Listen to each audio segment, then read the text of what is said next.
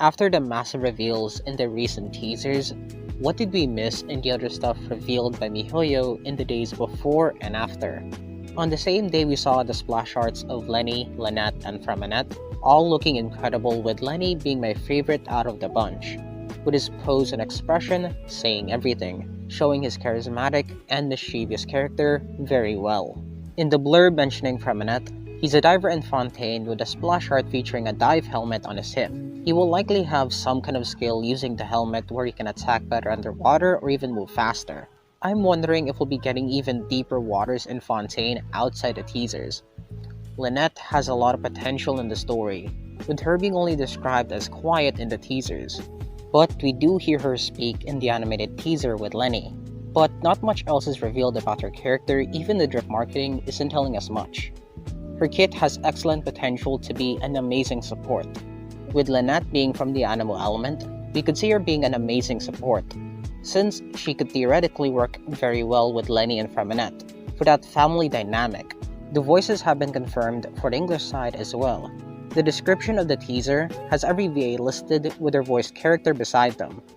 Another new character who never appeared but was voiced is Egeria. She's the one who's voicing the opening scene with Freminet. She's likely the Hydro Archon, but I do have another choice, a character named Furina, who's voiced by Amber Lee Connors, the character at the very end with the papers.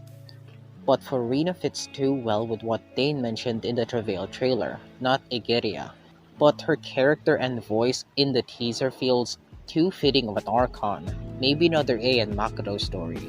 The next character we see with the golden colored design and the umbrella with Charlotte is named Navia, our first Geo character in over a year. Geo really didn't get any new characters from Sumeru. I thought they would with the whole desert aesthetic, but they didn't. I love how it elegantly blends in the Geo elements with her gold and French-inspired design, which is beautiful. The next character we meet in the trailer underground is named Ryotsley? I don't know how to pronounce the character, but it's a character who looks very similar to Sampo from Honkai Star Rail. The darker color works so well for him, and it looks like a Jean character with the papers around him.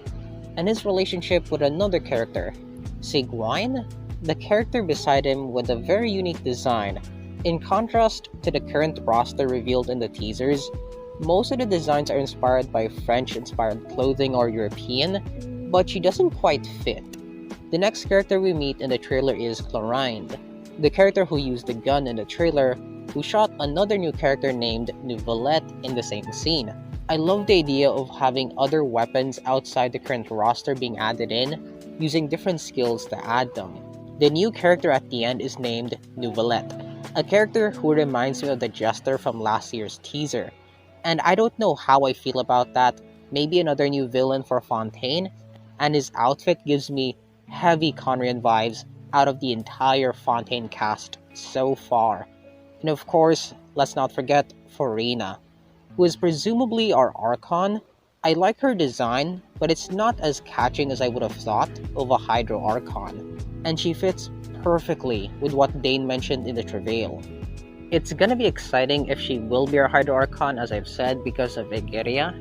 There was some pretty big news revealed by MiHoYo developers for Fontaine and the future before the teasers, and surprisingly enough, it didn't get any attention. There will be some updates to the map navigation and quests, but the one thing many aren't noticing is the developers revealing the possibility of past events being added in the future.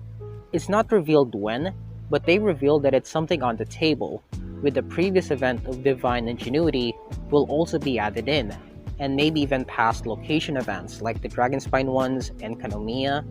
Nothing is confirmed until the next live event for the news on the events, but it's an exciting tidbit for Fontaine and for the future. That's about everything for the teaser, but with Fontaine so close, there could be loads more in store. Stay tuned for more. I'll see you guys next time. I'll see everyone next time. See you next time.